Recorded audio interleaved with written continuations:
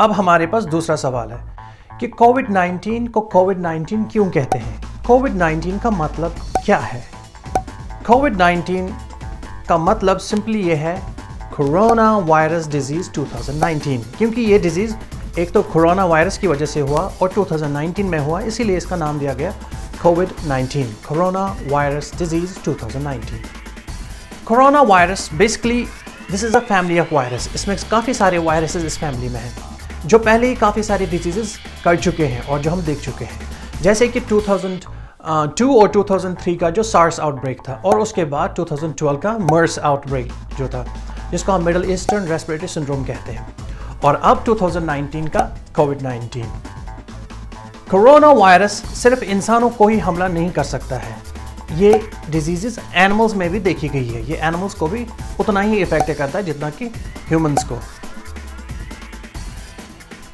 Corona virus का जो पहला पेशेंट था वुहान चाइना में से था। जब वो डॉक्टर्स के पास आया और वो हॉस्पिटलाइज हो गया तो उसको टेस्ट वगैरह करने के बाद ये पता चला कि उसको निमोनिया जैसे साइंस एंड सिम्टम्स हैं। तो पता चला कि ये सार्स टाइप के कुछ साइंस एंड सिम्टम्स हैं, तो इसीलिए इसको डिजीज़ को नाम दिया गया था कोविड-19 कॉज्ड बाय SARS-CoV-2। ये बात यहाँ याद रहे कि इस कोरोना वायरस का डायग्नोसिस इसके दूसरे फैमिली मेंबर्स की तरह नहीं है, जिसमें कि 229E, NL63, OC43 या HKU1 जैसे कोरोना वायरसेस शामिल हैं।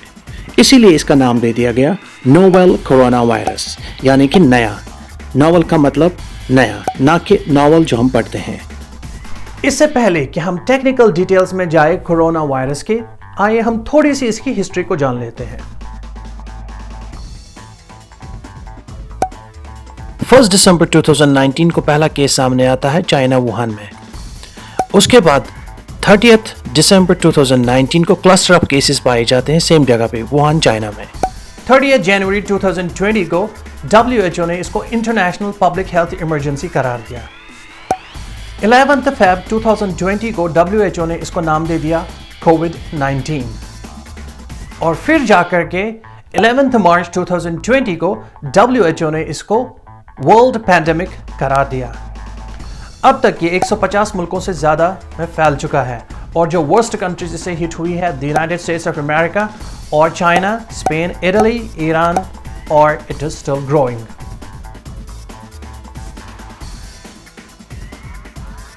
अब आपके जहन में सवाल होगा कि अगर ये कोरोना वायरस इसकी दूसरी फैमिली मेंबर्स की तरह है तो ये इतनी तेजी से क्यों मारता है? Why the mortality rate is so fast? The answer is, इसका जवाब है इसका reproductive ratio R0। इस वायरस का डिग्री ऑफ स्प्रेडेबिलिटी, ये कितनी तेजी से फैलता है, and believe me, it is spreading so fast। On an average, एक इन्फेक्टेड पर्सन ये इन्फेक्शन 3 और लोगों को दे सकता है। WHO के नंबर के हिसाब से एक इन्फेक्टेड बंदा 2.6 to 3.28 और लोगों को ये इन्फेक्शन दे सकता है। हमने एवरेज लिया सिर्फ 3। तो अगर हम देखेंगे एक बंदा 3 लोगों को इन्फेक्ट कर सकता तो 3 9 बंदों को इन्फेक्ट कर सकते हैं, और 9 27 को इन्फेक्ट कर सकते हैं, and it grows exponentially. Vaccine ना होने की वजह से हमारे पास जो इस वक्त सेकंड बेस्ट वायबल ऑप्शन है इसकी ट्रांसमिशन को रोकने का, दैट इज क्वारंटीन। क्वारंटीन की वजह से हम इसका जो रिप्रोडक्टिव रेशियो है वो 1 तक ला सकते हैं। अगर आप देखेंगे इस पिक्चर में, अगर हम एक चेन को ब्रेक कर सकते हैं तो उससे आगे होने वाले इन्फेक्शंस को हम बड़ी आसानी से रोक सकते हैं। दूसरी तरफ अगर हम बात करें किसी और मेंबर की इस कोरोना वायरस फैमिली से, फॉर एग्जांपल इन्फ्लुएंजा वायरस, उसका रिप्रोडक्टिव रेट है 1 to 1.3, ऑन एन एवरेज लेते हैं हम 1, यानी कि एक इन्फेक्टेड पर्सन सिर्फ एक और को इन्फेक्ट कर सकता है। ऑन द अदर हैंड हमने देखा कोरोना वायरस क्या करता है, वो 3 बंदों को इन्फेक्ट करता है, यानी कि विद इन 3 और 4th generation infections can grow exponentially. ये बहुत ज़्यादा बढ़ जाता है और इसीलिए इसको कंट्रोल करना और भी मुश्किल हो जाता है। इस कोविड-19 के सबसे ज़्यादा जो शिकार हुए हैं दोज आर पीपल, वो लोग जिनकी उम्र 80 ईयर्स से ज़्यादा है। तो देखा गया है all those people who are 80 years above, उनकी मोर्टेलिटी रेट 80% से ज़्यादा है।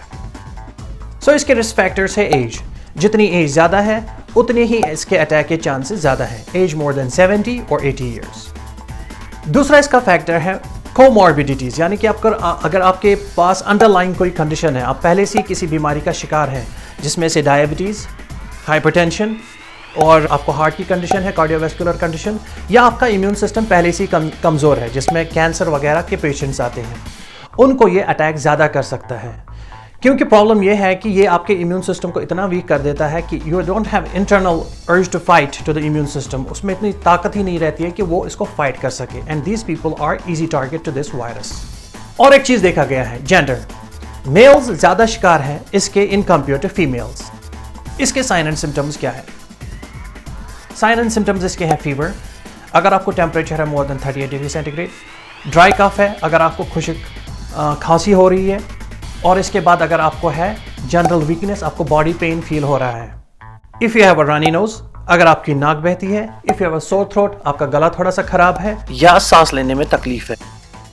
ये वायरस इतना डेडली क्यों है? इसके कई सारे रीजंस हैं। नंबर फर्स्ट, हमारे पास अभी वैक्सीन नहीं है इसका। Number two, you need your own immune system to fight this virus, और हमारा immune system on its own अभी इस वायरस को फाइट नहीं कर सकता है। नंबर थ्री, जो ओल्डर पीपल है जिनका इम्यून सिस्टम ऑलरेडी वीक है, they can not fight this virus, उनका इम्यून सिस्टम इतना कमज़ोर है, they can not fight this virus of your own.